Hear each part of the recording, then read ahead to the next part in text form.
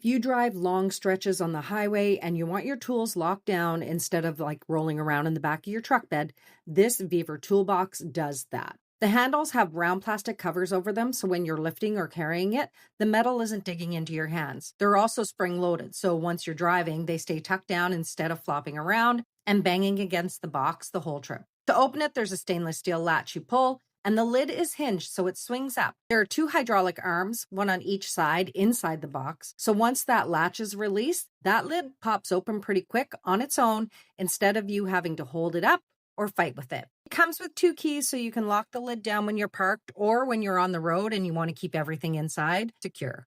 It's 39 inches wide, it's 13 inches deep and 10 inches high. So there's some real room in there for your tools or your supplies or your gear for a long drive. The whole thing is heavy-duty diamond plate aluminum. It's built to keep whatever's inside dry, even if it's sitting out in the truck bed through rain or through rough weather. For long highway drives through remote stretches, having emergency tools and supplies locked down and dry in something this sturdy just makes sense.